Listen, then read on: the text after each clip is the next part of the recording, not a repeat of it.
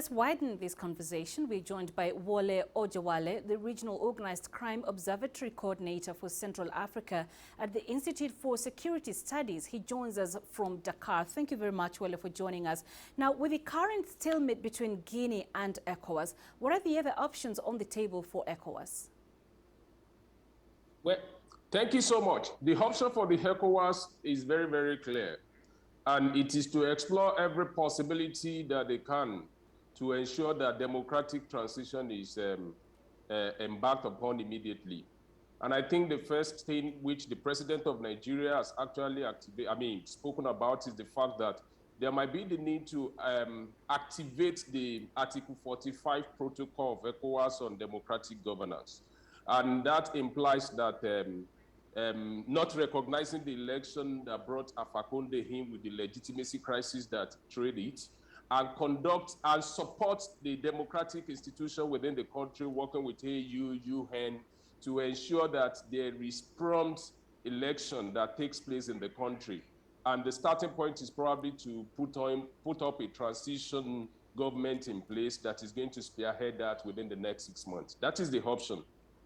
Right. So we've also noticed, Wole, that France has remained very muted in all of this, which is really out of character for the country. It gets very involved in affairs of its former French colonies. What's your reading of this silence? Well, I think it's a two-way thing. You know that France has been very, very strong in terms of political leaning of Francophone African countries. So it gets everybody worrisome, like you have said. And I think probably France is just trying to read the situation and intervene as appropriate. But I'm very, very optimistic that France is going to support a democratic process within the country. And then I think the ECOWAS should play the lead role here and not really be too concerned about what role France is going to play on the long run, because this is our own continent and this is our own region. And the primary responsibility for democratic restoration and sustenance actually lies with ECOWAS. So I think we should worry less about the position of France in this and just concentrate on how ECOWAS is going to provide the lead. Ouattara has gone there, the president of Ghana has gone there, and I think going by what has happened in Mali and the role that ECOWAS is playing, we're also going to get a positive response from Guinea in this regard. Well, you did mention Mali, and you just took the words out of my mouth, Wole. Events in Guinea resulting in the ousting of President Alpha Conde. These are just the latest examples of the army intervening in national politics. It started in Zimbabwe. We saw an attempted one in Niger. In Mali, it's happened twice. Now we're talking about Guinea. It almost appears as if military interventions are occurring more often on the continent. What is this an indicator of? What's going on? I think it's an indicator of two things. One, it is the legitimacy deficit that is hanging on some of this precedent.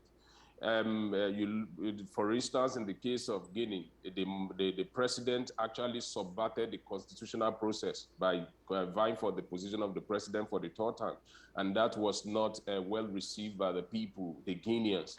And the second thing is the democratic government that is actually not delivering good governance to the people. I think that is what is making, that is what is calling for the alluring of the military rule.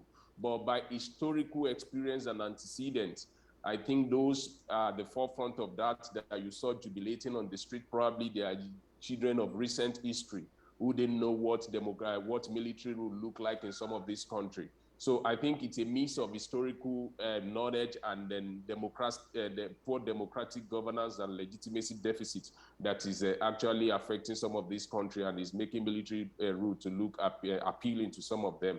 But in the real sense of it, I believe military rule is not going to take a second hold on the continent, particularly in the region, which has been described as a region that is actually opening up to democracy. So I think we should fear less. ECOWAS is on top of the game, and we're going to see positive response. ECOWAS is not going to tolerate military rule within West African sub-region.